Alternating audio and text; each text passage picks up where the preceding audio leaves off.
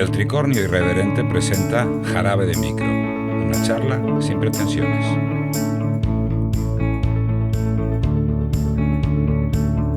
Hola a todos y a todas, bienvenidas a un episodio más de Jarabe de Micro, el sexto de la cuarta temporada, y hoy tenemos con nosotros a una persona que es bastante conocida, por lo menos es lo que me parece a mí, hablando de su libro Días Simétricos, editado por Alfaguara, y él es Bob Pop. Hola Pop, ¿cómo estás? Muy bien, Carlos, encantado de estar ahí contigo. Igualmente de que estés. ¿Qué es Días Simétricos? Pues Días Simétricos es un libro que empieza como un diario y que tiene ese formato, pero donde poco a poco se van contando historias. Y al final es un diario, pero con un argumento donde yo mezclo mis días del pasado con días de mis diaristas de referencia, como Susan Sontag, Kate Haring, León Tolstoy, Alejandra Pizarnik, y creo un juego de caminos paralelos donde no se cruzan mis yoes del pasado, mi yo actual, la gente a la que leí también me conformó como fui o como soy, y acaba siendo un libro de historias, de pensamientos, de pérdida del miedo y de ganas de seguir. Sí, pero dentro de esa amalgama de sensaciones, porque en el fondo es una amalgama de sensaciones, porque es lo que has visto tú o lo que has escrito tú hace 5, 6, 8, 10 años, y lo vuelves a leer y lo vuelves a ver, eso no deja de ser un buen ejercicio de autocensura, inclusive a veces de autocrítica, pero Sí. a mí lo que me parece que tu libro es durísimo. Es muy duro. Muy duro porque explica situaciones que, si en un pasado ya eran duras, ahora en un presente son también igual de duras o quizá más, porque ha pasado el tiempo. Claro. Mira, yo es que creo que la literatura sirve para eso. Las palabras sirven para saber usarla de modo que acabemos pudiendo contar la verdad, hablemos de cosas duras, pero el proceso de escritura, el formato literario hace que de esas durezas haya algo de belleza, de poesía, de ritmo, de equilibrio. Yo creo que Días Simétricos es un libro duro, pero a la vez es un libro acogedor. Y eso al final se conforma con las palabras, con el tono y con la voz de un narrador que soy yo, pero en momentos muy distintos, y a veces escribiendo y a veces soy yo leyendo. Sí, no, pero es que lo que como has calificado tú a tu libro acogedor, yo te digo, Sí. no es acogedor, es entrañable. Ah, bueno. Porque tienes una forma de decir las cosas duramente. Cuando te pones a hablar de ciertas cosas las dices con toda la dureza del mundo, y con otras con un cachondeo irrefrenable. O sea, Sí. te criticas a ti mismo, es lo que me gusta. Claro, porque hay un juego, cuando hablamos de conformar la identidad a través de la escritura, siempre estamos hablando de la identidad inmediata, pero la identidad que cargamos o que poseemos tiene que ver con todo lo que hemos ido siendo, lo que hemos ido viviendo, lo que hemos ido leyendo, y entonces yo ahí juego también a darme cuenta de en qué lugar me encontraba hace tiempo, en qué lugar me encuentro ahora, y con el privilegio de poder releerme, y reescribirme a veces. Sí, yo me acuerdo de una frase del libro El Manual del Mesías de Richard Bach, que en cada capítulo ponía una frase de estas lapidarias y además incontestables. Y decía en uno de los capítulos, dice, a medida que pasa el tiempo, verás que a las mismas preguntas van cambiando las respuestas. Claro. Y eso en tu libro es palpable. O sea, lo que pensabas hace 5 años o hace 10 años, ahora no lo piensas porque has evolucionado como persona y has evolucionado como escritor. Exacto.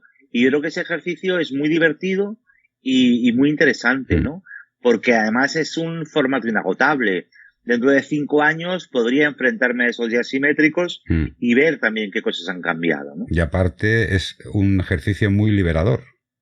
Sí. Porque te libera de muchas telarañas, que todos tenemos telarañas en la cabeza por historias del pasado y por situaciones del pasado que no hemos acabado de superar o no las hemos querido asimilar o decir, bueno, pues un ejercicio de este tipo es liberador porque empiezas con la escoba a barrer telarañas y te quedas nuevo.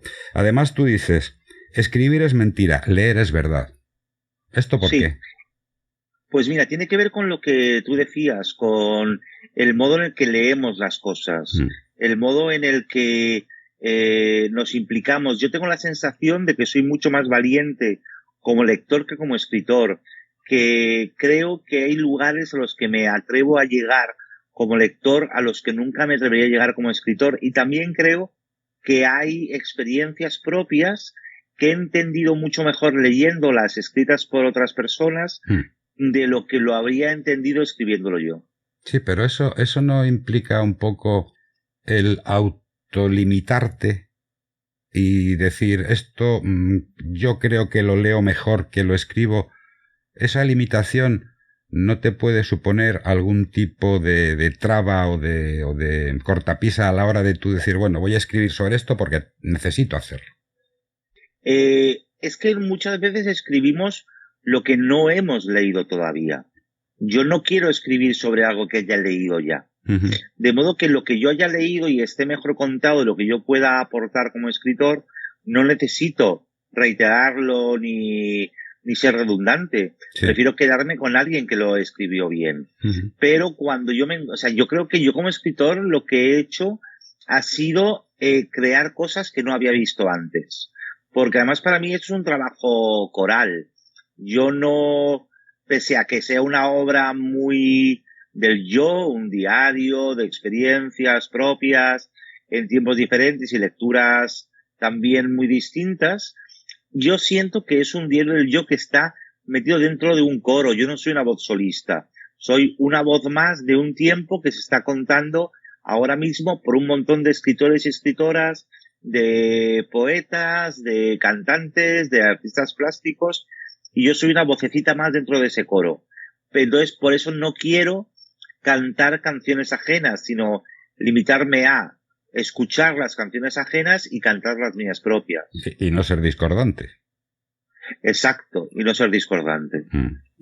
Miguel Torga, escribiste el 2 del 1 del 88 en el diario de Miguel Torga, quitarle todas las oportunidades al destino. Eso es maravilloso.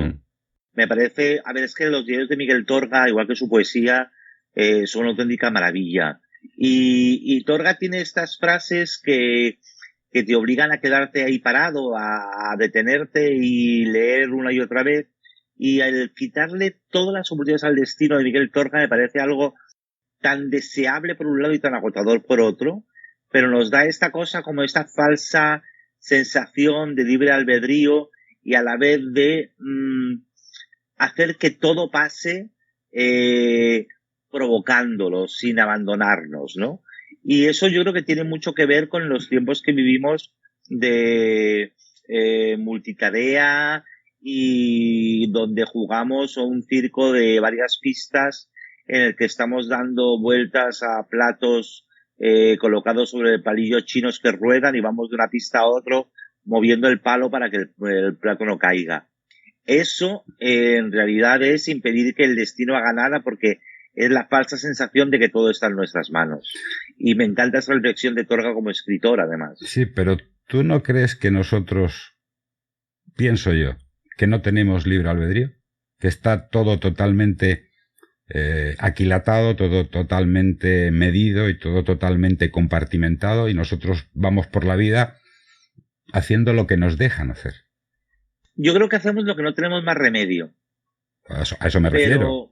Sí, pero yo creo que no tiene que ver con no tener libre albedrío, sino con que hay un momento en el que ya hemos dibujado el camino, en el que al final hemos estado trazándolo de muchas formas, desde el pasado hasta el deseo, hasta la expectativa, y acabamos haciendo eso. Y la falsa sensación, yo sí creo, no creo nada en el destino, pero sí creo muchísimo en la suerte, en la buena y en la mala suerte. Entonces yo aquí hablaría más de la suerte, y creo que pensar que podemos hacer algo ajenos a la suerte es muy ingenuo. Pero por eso al tiempo me gusta mucho que Torga lo plantee. Pero es que, por ejemplo, como decía Ortega, que cada uno es artífice de su propio destino. Es decir, no existe un destino global, sino que cada uno va forjando su futuro y va haciendo pasito a pasito su propio destino. Aparte que yo no creo ni en la buena ni en la mala suerte, ni creo en la casualidad. Yo creo en la causalidad. Tú haces una cosa y esa cosa va a repercutir en ti porque la has hecho. Si no haces nada, si te quedas parado, no pasa nada. Pero si haces algo, si tiras por un camino, tiras por otro, eso va a generar una serie de causas, unos efectos y van a venirte. Llámalo una ley del karma de andar por casa. Sí, pero también estamos obviando la suerte en cuanto al lugar en el que nacimos, las familias que tenemos. Sí, pero eso... Entonces, a partir de ahí se empieza a fraguar. Y esa suerte viene desde allí. Sí. Y la suerte de haber podido acudir a un colegio elitista te proporciona un destino probablemente más holgado y una vida más regalada que no haberla tenido. Evidentemente, no es lo mismo nacer en la mina, en el barrio de la mina, claro, que nacer en Pedralbes. Eso es. O sea, eso es impepinable. Hay una frase aquí que me ha gustado mucho porque tiene su retranca. Un hombre que te sepa follar el culo bien es paciente, ordenado, atento y empático. Sí. Es alguien que sabe preparar el terreno y que tiene en cuenta a la otra persona. Entonces ya no estamos hablando de sexo, estamos hablando de humanidad. ¿Y no sería eso también extrapolable a follar la mente? No, yo creo que son cosas diferentes.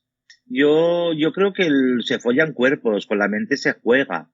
Pero realmente lo de follar la mente, que es una frase que de Martín H., que recita maravillosamente bien Eusebio Poncela en la película, pero creo que en realidad la mente sirve para otras cosas. También sirve como colchón para unir los cuerpos. Y una buena mente y dos buenas mentes juntas realmente son un magnífico tálamo para disfrutar de los cuerpos. Pero realmente lo que yo planteo en el libro, es decir, este paralelismo entre sodomía y humanismo, en realidad es que creo que tiene que ver con todo lo que hacemos y con todo lo que hacemos cuando eso implica a alguien. No, y aparte que el sexo está súper presente en nuestra vida. Claro. O sea, es fundamental. Aunque sea por ausencia. Sí, por supuesto. Que las ausencias muchas veces duelen menos que las presencias. Sí, pero a veces ocupan mucho más sitio. Claro, pero entonces eso ya va creando lastres que te van llenando la mochila y entonces ya acaba la cosa como el Rosario de la Aurora. El 3 del 1 de 2018 te haces una pregunta que para mí es fundamental. ¿Temo a la muerte? Uh-huh. Sí, es una pregunta que ya me he dejado de hacer. Porque ya sé que no. Eso tiene su mérito. Sí, y sobre todo es muy relajado.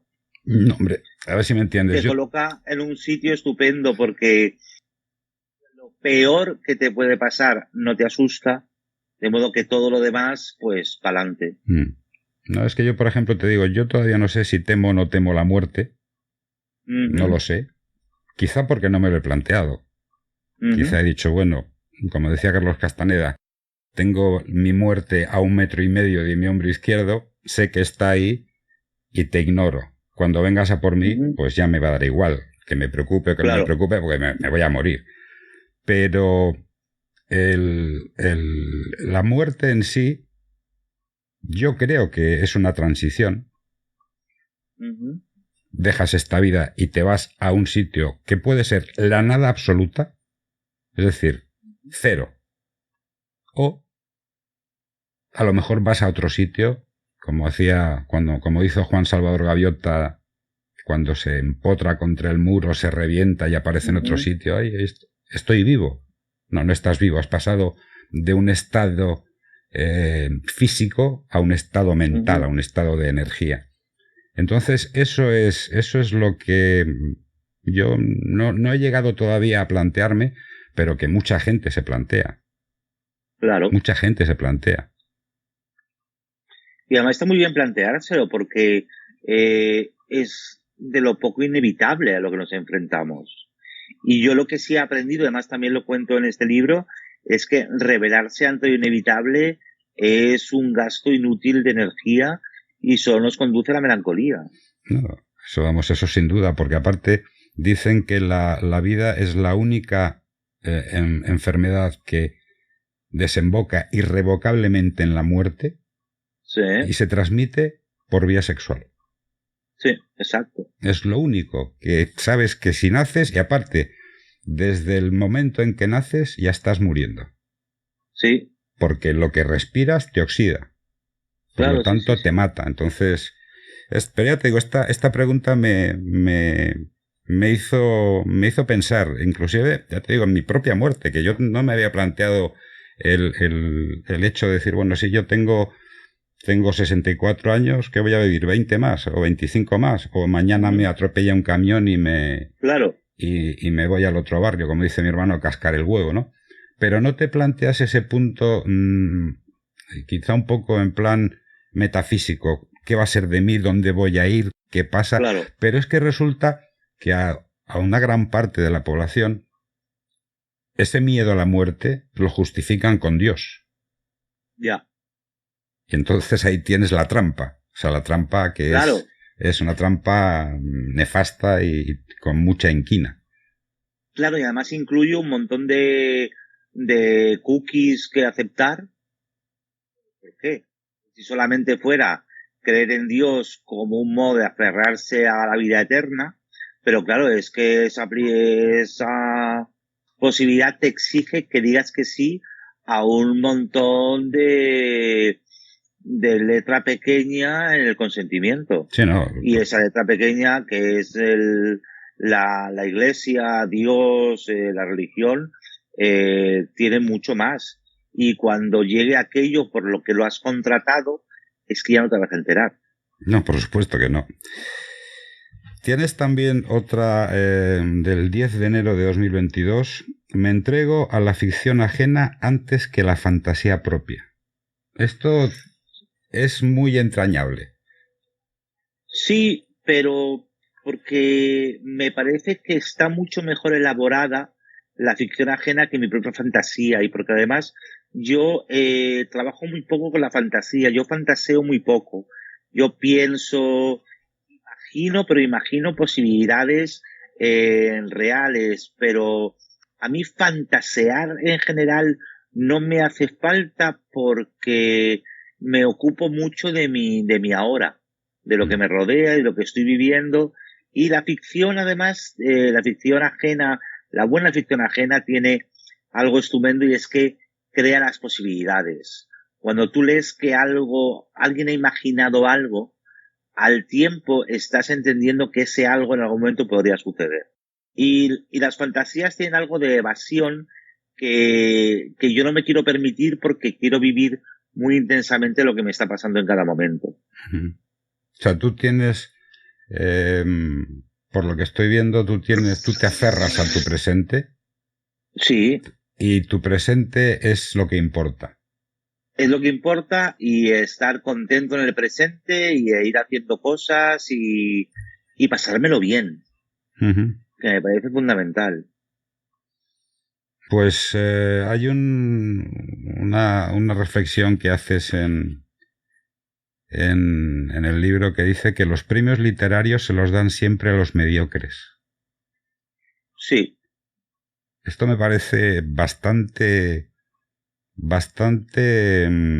¿cómo diría yo? Bastante duro, no, pero bastante seco, bastante áspero. Puede que no siempre y que haya habido excepciones, porque en algún momento el mercado y el sistema han coincidido con el talento. Pero sí que creo que, primero, que para dar un premio literario es muy difícil arriesgar con un premio literario, porque las instituciones o las editoriales se juegan mucho en ese premio, porque al final es un escaparate de su propia marca. De modo que no pueden lanzarse a algo que para mucha gente sea una excentricidad o sea hermético, hostil, y entonces hay que dárselo a algo que le pueda gustar a la mayor cantidad de gente posible. Y ahí está la mediocridad, Sí. que ni siquiera es, podemos decir mediocridad o hablar de medianía, y de alguien que es capaz de quedarse en un punto intermedio, en un lugar de comodidad, donde pueda gustar a más gente, y eso es lo que merece el premio. Y es lo que se premia, y es que ni siquiera me parece mal, es que para mí el apelativo mediocre ni siquiera es despectivo, creo que la mediocridad tiene algo estupendo cuando encuentras la media correcta de los tiempos. El gran problema es vivir la mediocridad que no sintoniza con lo actual. Pero la mediocridad bien sintonizada, que puede ser un youtuber, un escritor o una tiktokera, funciona como un tiro. Porque es lo que la gente está esperando, algo que encaje en su día a día sin estridencias. Sí, no, es, Y que además le divierta, le entretenga, le permite identificarse o no, pero es una medianía, una mediocridad que es la del mercado. es esto, Entonces es inevitable. que tu producto funcione llegando a los más posibles y que encima Claro, te lo compren. Porque ese eso es el es. tema, es que te compren el producto. Y que no les asuste, que no les haga pensar que no está hecho para ellos y ellas. Pero es que eso ya no es cuestión del que hace el producto. Es cuestión No, del que claro. lo publicita. Sí, pero también hay quien hace el producto ya sabiendo qué es lo que se le va a pedir, a exigir o a... Pero es que estoy de acuerdo con que es el mercado y que lo publicita, pero el mercado también te va dando señales, es decir, cuando hay un autor o una autora en su casa y ve que la lista de los libros más vendidos, le están lanzando un mensaje. Y no todo el mundo escribe por vocación, hay gente que ha convertido la escritura en un oficio del que vive, y para vivir de ese oficio, para vivir del oficio de la escritura, tienes que vender mucho. Y para vender mucho tienes que llegar a mucha gente y construir una marca. Y la marca no la construyen solo los publicistas, también la construye la autoría, plegándose a los deseos del mercado y entendiendo y olfateando bien qué es lo que va a encajar en ese momento. Eso es una cosa que a mí particularmente la entiendo, pero no la comparto. Ya, pero es que hay que pagar el alquiler Sí, por supuesto. Eso y lo tengo entonces clarísimo. hay gente que ha descubierto, por ejemplo, a mí me interesa mucho cómo este fenómeno está cambiando en muchos sentidos, cómo la fiebre por las series ha contribuido a acabar con un tipo de literatura que solo era evasión de muchísimos tipos de bestsellers, porque ha demostrado lo audiovisual, sobre todo las series más allá del cine, que está mucho más preparada para crear historias trepidantes y que enganchen a los espectadores, mientras que la literatura cada vez tiene un mayor sentido verbal, lingüístico, es decir, cada vez hay que preguntarse más si cuando pensamos en un libro, eso que pensamos merece un libro. O si puede estar en una cuenta de Twitter, o yo creo que se han ampliado tanto los formatos que los libros serán cada vez mejores. Uh-huh. Haces una referencia a uno de los programas, yo creo que son de los míticos de la televisión, La Bola de Cristal. Reivindicas La Bola de Cristal. A la Bruja Verías, claro, los electroduendes. Yo soy hijo de La Bola de Cristal. Ajá. Soy hijo intelectual de La Bola de Cristal. Y de sus creadores. Hay otro programa que a mí me gustaba mucho cuando lo veía, La Edad de Oro, con Paloma Chamorro. Claro, pero a mí me pilló más pequeño. Yo no sé si era... Yo no sé si seré... No, yo creo que soy un poco mayor que tú, pero entonces a mí me tocó ver Electroduendes y Bruja Verías, o sea, La Bola de Cristal, y yo veía también La Edad de Oro A de la Edad de Paloma Oro Chamorro. no llegué. La conocí, la fui viendo Ujú. por reposiciones y luego en el internet, pero a mí me pilló muy pequeño la Edad de Oro. Los dramas me han pillado siempre bien instalado en el privilegio.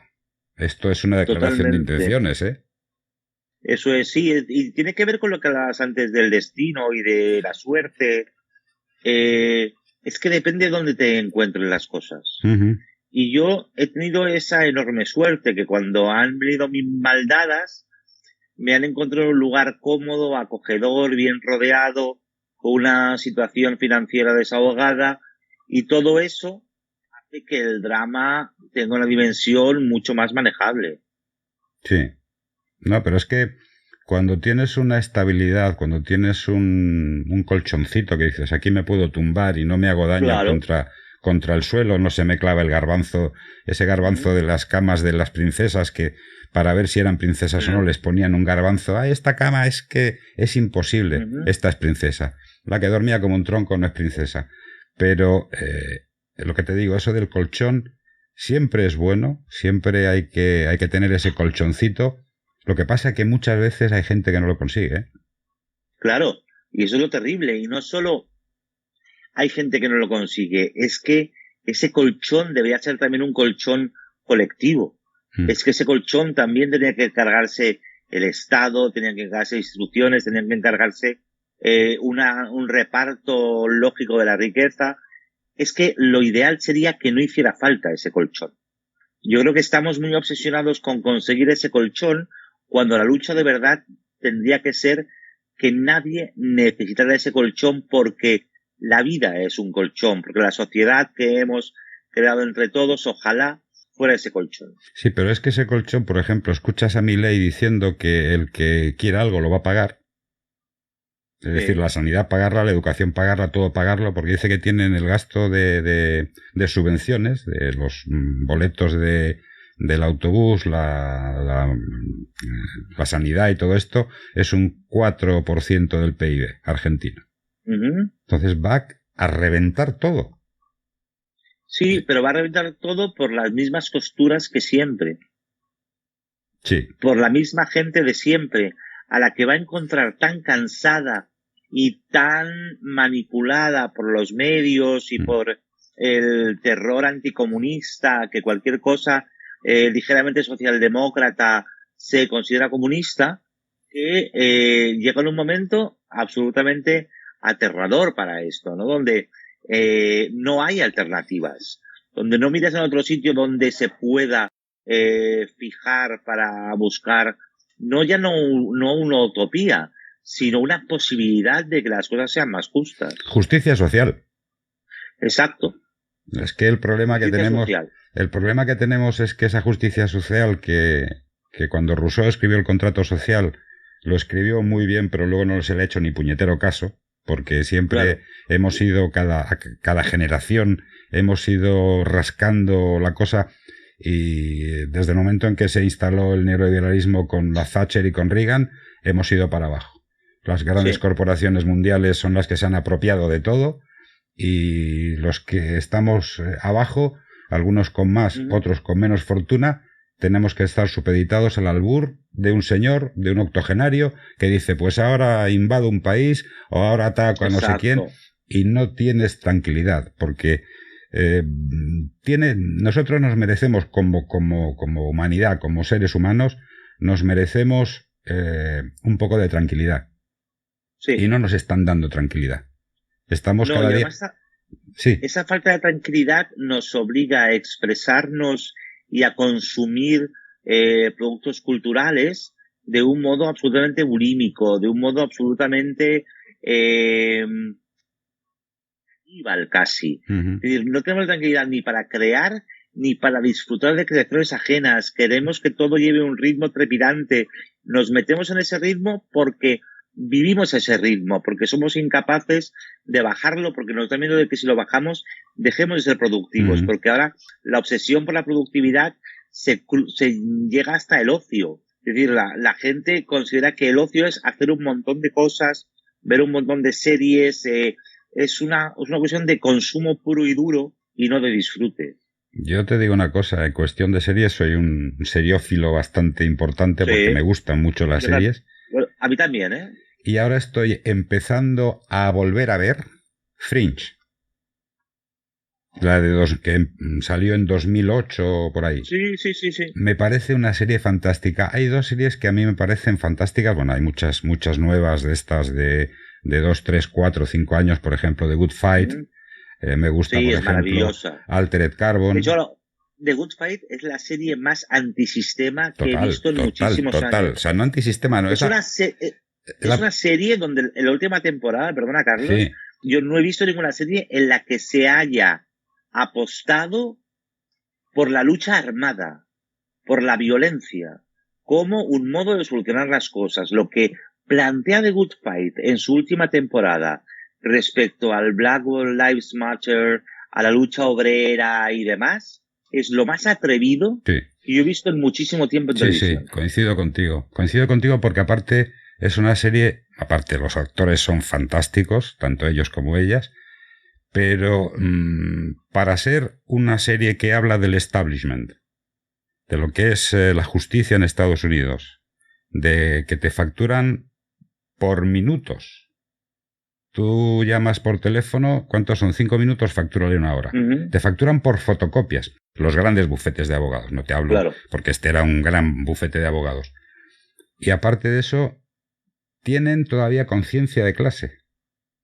Tienen Sí, conciencia y sobre todo decencia. Cosa sí. que falta mucho por el mundo. Eso a mí me encantó. Y aparte, no es cuestión de nada más que plantearte lo que en realidad te gusta y encontrarlo, porque hay mucha Sí, oferta. Y tú, por ejemplo, dices, la memoria dulcifica la chapuza. ¿Cuántas chapuzas te ha dulcificado tu memoria?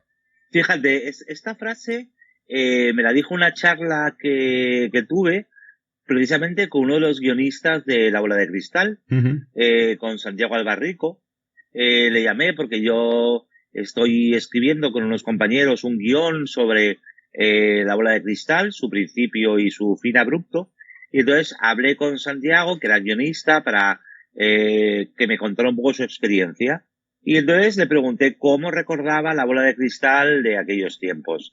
Y su respuesta fue esta: la memoria dulcifica la chapuza, y me pareció una hermosura muy que lógicamente puede ser de cabezas como la de Santiago Albarrico, pero me pareció una preciosidad y que explica un montón de cosas, Uh -huh. e incluso la transición española. Sí, bueno, la transición española, no, mejor no meternos en eso porque De acuerdo. hay para hablar, no, vamos, que lo puedes mencionar. Pero había chapuza, pero había chapuza y está muy dulcificada. Bueno, no está dulcificada, es que los medios afines al régimen se han Uh-huh. encargado de dulcificarla. Claro, Nosotros pero sí es, no hemos tenido tiempo a pensar, nos lo han dado todo mascado. lo hemos consumido, hemos abierto el bote y nos lo hemos comido Claro, cucharadas. claro, el problema es ese, el problema es que primero que la transición para mí fue una gran mentira, por Uh-huh. una razón muy sencilla. Cuando hubo una entrevista que le hacía Victoria Prego a Adolfo Suárez, se tapa el Sí, micrófono, cuando estaban hablando de la ley de reforma política en el 77, se tapa el micrófono y dice, es que tuvimos que meter la monarquía en la Constitución porque si hacíamos un referéndum perdíamos. ¿Quiénes sí, perdían? Un político no puede perder. En todo caso, perdería el pueblo. Y al pueblo se les sustrajo el derecho a decidir. Desde ese claro, momento, para mí es una gran mentira. Completa. sí. Entonces dices, bueno, ¿yo qué hago aquí? Y yo, por ejemplo, en el otro podcast que hacemos, en el Tricornio Irreverente, hablamos de todas estas cosas. Y sin pelos en la Uh-huh. lengua. Porque me indignan las injusticias y sobre todo lo que me indigna es la mentira. Cuando un Ya. político te miente, se jodió. Ahí no hay vuelta de hoja. Ya lo puedes tirar. Milena Busquets, en su novela También esto pasará, dice una cosa que a mí me parece sublime. Lo contrario de la muerte no es la vida, es el sexo. Sí, y me parece una reflexión muy acertada. Uh -huh. Y de hecho también es un instante en el que perdemos el control. Y en un tiempo como este, en esta necesidad perpetua de autocontrolarnos o de saber que estamos controlados por todas partes, esa pérdida de control es un oasis para poder respirar y vivir, Sí. que es lo opuesto a morirse. Uh-huh. Hay una cosa también muy curiosa que dices, que hay que joderse con la fashion-terapia. Sí. Tú, es que yo me estoy dando cuenta, bueno, me he dado cuenta cuando he leído el libro, porque lo he leído como me gusta a mí leer los libros. Leer un par de capítulos o tres, pararlo, dejarlo que repose y que empiece a obrar su magia. Luego cogerlo y otra vez parar. Y aparte mis notas. Yo siempre tomo notas de frases y de cosas que a lo mejor no tienen importancia para ti o para otra persona, pero que para mí son significativas. Y esto es que hay que joderse con la fashion terapia. ¿Tan victim fashion somos? Claro, pero es que tenemos que serlo para hacer sostenible el sistema en el que estamos viviendo. Es que la moda tiene que ver con consumir, tirar, descartar, pertenecer al grupo, adelantarse al grupo, tiene que ver con todo lo que nos hace humanos en ese sistema de autoexplotación y explotación ajena. Sí, pero eso no es triste. Claro, pero es muy difícil de evitar. ¿Y cómo lo harías tú? ¿Cómo lo evitarías tú? Pues si tuviera vocación de eremita, pues, o de ludita, pues podría evitarlo, pero no lo tengo y además el problema es que además de consumidores y productores, somos observadores y nos cuesta mucho perdernos lo que pasa a nuestro alrededor porque nos genera mucha curiosidad, porque creo que vivimos también tiempos de mucha curiosidad y somos cómplices a veces solo por ansias de diversión y de espectáculo. Por morbo. Preferimos por morbo, sí. Sí, preferimos participar del morbo para no perdernos nada del morbo. Pero es que eso me parece, en primer lugar, a mí me parece de un egoísmo supino. Sí. Y luego, segundo, me parece de una tristeza total. O sea, que una persona, sí, por el mero hecho de hacer una cosa, de pertenecer a un grupo, de llevar una ropa, de hacerse un reel de Instagram o una peliculita de TikTok y demás, por el mero hecho de hacerlo, por el morbo de que me van a ver, qué voy a hacer, qué voy a qué likes voy a tener y demás, me parece tristísimo. Sí, lo que pasa es que se ha conseguido que sea más triste no estar ahí. Sí, bueno, eso es un producto de marketing. Claro, que sea un lugar más frío y más oscuro, no querer participar de eso. Porque además, mientras que el sistema es una alternativa que, aunque excluye a muchísima gente, sí tiene los protocolos de participación muy fácilmente identificables y de cumplimentar, las alternativas no tienen nada estructurado. No hay un modelo espejo, no hay un modelo alternativo, no. Ahí también hay un problema y es que hablabas tú del individualismo y es verdad, pero el sistema que hemos montado, pese a que es muy individualista, ha generado una comunidad. Pero salirse del sistema implica no encontrar una comunidad, sino sentirse muy solo y muy sola. Y al final acabamos necesitando la comunidad. Sí, pero es que yo, haciendo una reflexión, hace 8 o 10 mil años había comunidades cooperativas. Sí, y han ido desapareciendo. Y han ido convirtiéndose en individualidades competitivas. Exacto. Entonces... Y ese es pero es la gran victoria del sistema también. Es la victoria del capitalismo. Claro, que es el sistema. Sí. Porque por mucho que nos quieran vender, es capitalismo puro y duro. Y cada vez más salvaje. Y cada vez más inhumano. Y cada vez más cibernético, más cyborg y más desalmado. Yo te digo una cosa. Hay una frase que a mí me llamó también la atención. Que la vida te dé lo que mereces. Sí, eso es lo peor que le puedes decir a alguien. No, es ¿Lo que peor o lo mejor? yo no sé.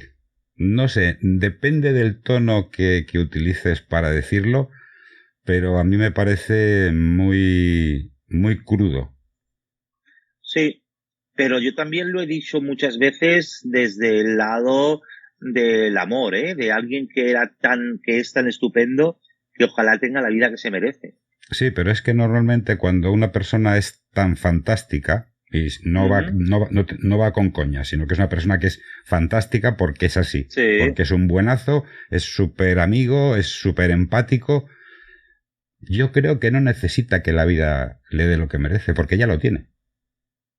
sí, pero la vida también tiene giritos y pruebas y sorpresas y está bien que sean todas buenas. Igual que dices también, ya no tengo sobras para croquetas. Ah, sí. Eso me pareció un punto definitivo. O sea, Sí, mira, explícamelo. hay un poeta que me gusta mucho, que tiene una antología poética que se llama Limpiar Pescado. Y él cuenta que es que para él hacer una antología de poesía es eso, es limpiar pescado, es coger toda la obra y seleccionar. Entonces, para mí, mucho del trabajo que hago de la autoficción es usar las obras de muchas otras cosas para hacer croquetas. Pero hay un momento cuando yo asumo tantas colaboraciones en lugares diferentes, que al final se me acaban las sobras para croquetas Ujú. y al final lo hago todo con carne de primera. Y eso está bien, ¿no? Está muy bien. Es que hacerlo con carne de primera, hacerlo con unas sobras, Claro, las croquetas no tienen nada que ver. nada que ver. Ganan mucho cuando se hacen con carne de primera. Hombre, Lawrence Darrell escribió en el Cuarteto de Alejandría, Dios es un humorista. Esa frase es maravillosa, es de un personaje del cuarto de Alejandría, Montoliz, que parece una frase definitiva y es que lo explicaría todo. Pero es un humorista bueno, no de estos que dicen que ya no se puede hacer chistes de nada. Bueno, eso de que no se pueden hacer chistes de nada, se pueden hacer chistes precisamente de los que dicen que no se pueden hacer chistes. Exacto. Porque a mí me Pero se puede hacer parece. chistes de lo que sea, pero que busque uno bueno que funcione. Pero vamos Yo a hoy ver. lo hablaba con amigos, es que el humor funciona por lo disruptivo. Y hay un momento en el que ya hacer chistes de mariquitas no es que no se pueda, es que ya no es disruptivo. Es que ya dejan de funcionar como estereotipo porque hemos conseguido ocupar espacios en los que se los conoce como personas. Con lo cual ahí el chiste no te funciona. Pero Yo a todos los que dicen eso, les digo, no, no, no, claro que se puede, pero por favor, cuéntame un chiste bueno de mariquitas. Uno que funcione hoy en día. Y se dan cuenta de que ya no funciona. pero no Porque fun- hemos mejorado. Claro, pero vamos a ver, es que a mí lo que me alucina es lo siguiente. Antiguamente se hacían chistes de mariquitas, Ujú. ponían al mariquita, Claro, lo tiraban por el suelo y era motivo de escarnio. No, señor, era una persona. Lo que pasa que en aquella época no se consideraba persona. claro, se Eh, despersonalizaba. era del lumpen, porque la condición sexual hasta hace pocos años, aquí en España, Sí, ha sido mirada con lupa. O sea, mucha siempre. gente por ser homosexual, tú no, tú no, tú no. Y ahora que Exacto. es que, vamos a ver, es que para mí no hay ni mariquitas, ni maricones, ni lesbianas, ni bolleras, Mm. hay personas. Y cada uno hace con su vida y con su cuerpo lo que quiere, se lo machaca como le da la gana. Claro, pero frente a eso es cuando no funciona el chiste. Claro, porque, Porque no es que haya ofensa, lo que hay es indiferencia. Lo que hay es que el giro final que tiene que tener un chiste para que funcione no está, porque estás trabajando con un material que ya no es motivo de mofa. claro. Y eso, vamos, eso me parece fantástico. Haces una reflexión bastante importante y con muy mala leche, bajo mi punto de vista. No sé nada de economía ni de política, pero sé que en época de crisis hay dos especies humanas capaces de reproducirse, los pobres y los hijos de puta. Sí, esa es una frase de la novela de mi amigo Paco Tomás, de los lugares pequeños, que me encantó y que me parece muy certera. Y además que yo creo que ahí lo que falta es medir el número, el porcentaje de unos y de otros, de pobres y de hijos de puta, pero yo sospecho que cuantos más hijos de puta, más pobres. Sí, bueno, eso es una condición sine qua non, no existiría el uno y el otro. Exacto, O sea, eso es. es triste, pero es que hay mucho hijo de puta en este país, ¿eh? Hay mucho Sí. hijo de puta. O sea, yo es que a veces... Y muy bien considerado. Mmm, no sé yo hasta qué punto la consideración, porque una persona que tiene dos dedos de frente, tiene capacidad de raciocinio, un espíritu crítico, a un hijo de puta nunca le va a considerar. El problema... No, pero muy considerado por el sistema. Por eso, ahí te voy. Lo que pasa es que bien colocado. Claro, es que lo que pasa es que el sistema, como tiene tantos borregos que siguen el sistema y tiran y tiran y tiran, pues claro, cuando viene uno y dice, este es un tío cojonudo y es un hijo de puta, que no veas tú las barrabasadas que ha hecho, pues ya está, se está encumbrado.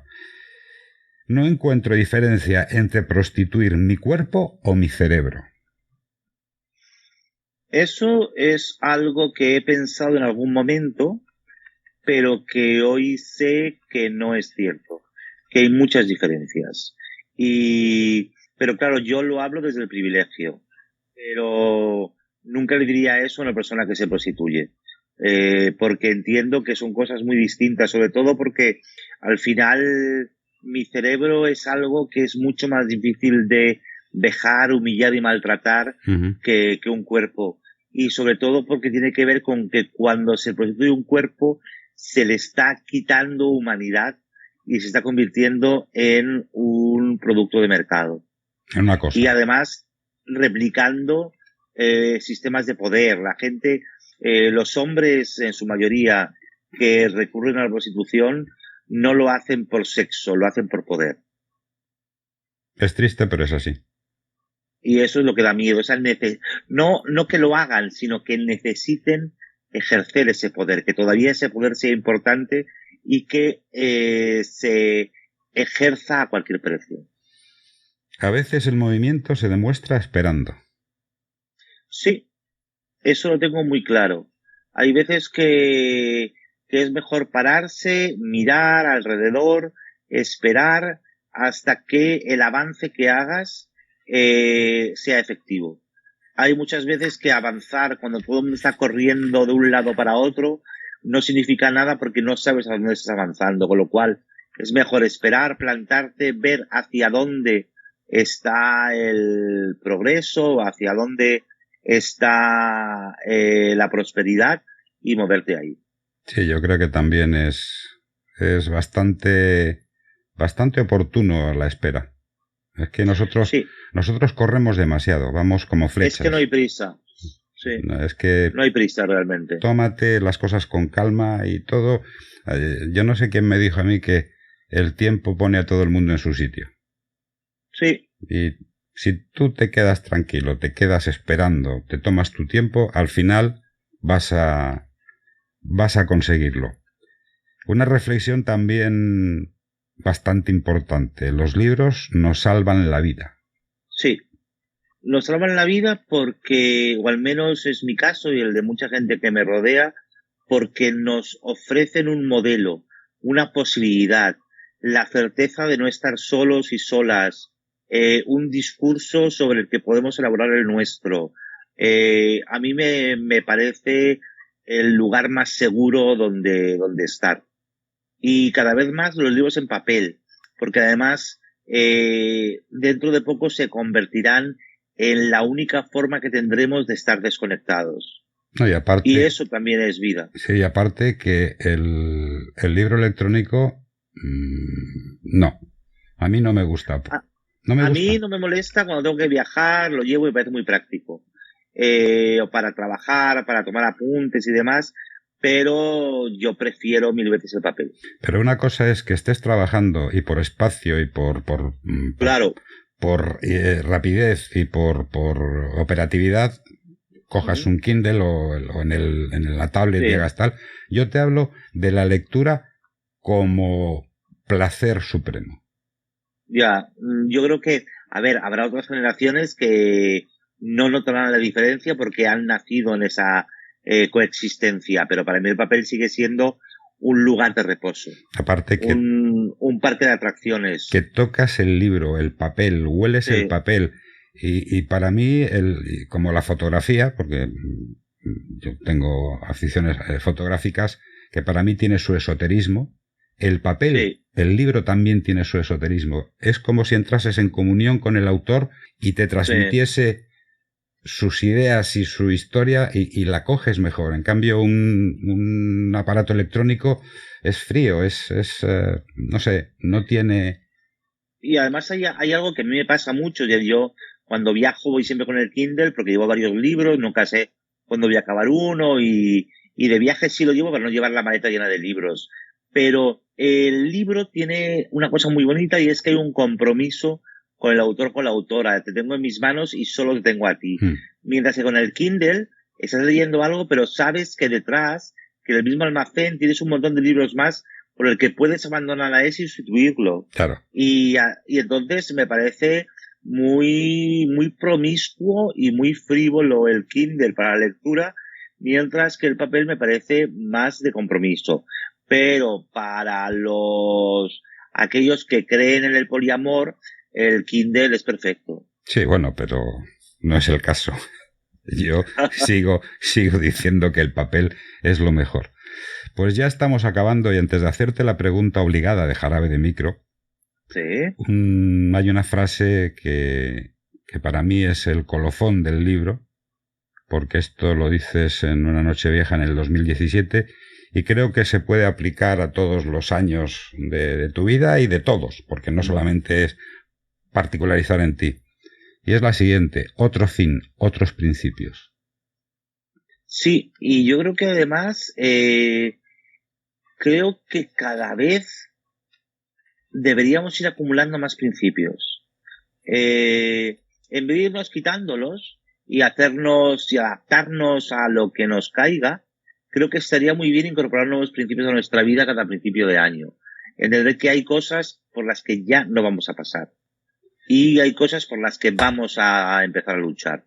Y esto me parece que deberíamos ponerlos como propósito de año nuevo. ¿Qué nuevos principios voy a tener este año? Yo te digo una cosa, los años nuevos, con toda esa colección de cosas imposibles que mucha gente se plantea, inclusive hasta mí, yo mismo a lo mejor me planteo alguna vez, pues voy a hacer esto, voy a hacer lo otro, que al final nunca las hago, porque por lo que sea, mi vida tiene un camino y sigo ese camino porque el otro me hace desviarme y no voy a hacerlo. Pero creo que esos principios, más que principios de actos, de cosas que puedas hacer o que quieras empezar a hacer, yo creo que son principios mentales. Sí, morales. Realmente aquí hablo de moral. No, es que es la estructura sobre la que cimentamos nuestros comportamientos a partir de ahí. Sí, pero es que esa moralidad a veces yo creo que puede ser un poco, ¿cómo te diría yo? Un poco subversiva. Claro, profundamente subversiva, no un poco, mucho. Yo te he dicho un poco por decir algo, por no enfrenta a nuestra realidad. Es decir, también nos obliga a hacernos la pregunta: ¿cuántos principios nuevos me puedo permitir? ¿Y cuántos te puedes permitir tú? Pues yo la verdad es que me puedo permitir bastantes. Porque es que hay gente que no puede permitirse ni uno, ¿eh? Yo tengo la suerte de que me los puedo permitir. Yo siempre digo una cosa que es como que parece que es una broma, pero yo digo, yo ya solo miento por dinero. Buena cosa. Buena cosa. Y esto está muy bien. Sí, es una cosa que para llegar a conseguir esto hay que pasar mucho, ¿eh? Sí. Hay que pasar mucho. Porque y tener la suerte de encontrarte un lugar donde podértelo permitir. Y que el lugar donde te paguen por decir mentiras y encima que otros las escuchen. Exacto. Que eso es lo importante. Sí. Bueno, nos quedan 5 minutos y yo tengo que hacerte la pregunta obligada de Jarabe de Micro, que es la siguiente. ¿Cuál es la pregunta que nunca te han hecho? Pues supongo que habrá bastantes, pero... Pues... A ver, alguna que nunca me hayan hecho. Nunca me han preguntado si soy feliz. ¿Y eres feliz? Sí.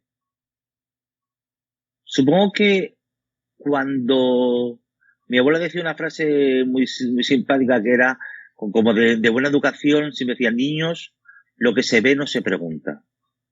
Entonces yo, como se me ve, pues no se me pregunta. Siempre preguntamos a la gente que parece infeliz, le preguntamos si es feliz. Pero a la gente que parece feliz no le preguntamos nunca si es feliz.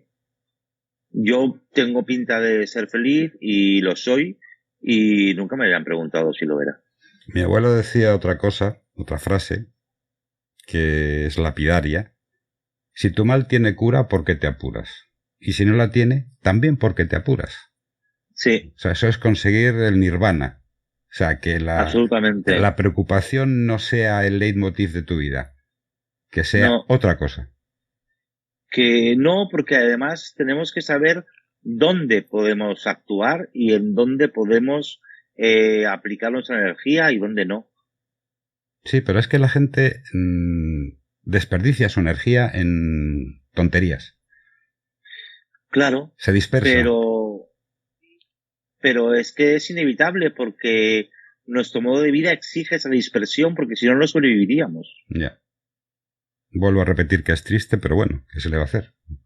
Sí, es que ojalá pudiéramos cambiarlo, pero no pinta fácil. No, fácil no es. Más bien te diría yo casi que imposible. Casi. Casi que imposible.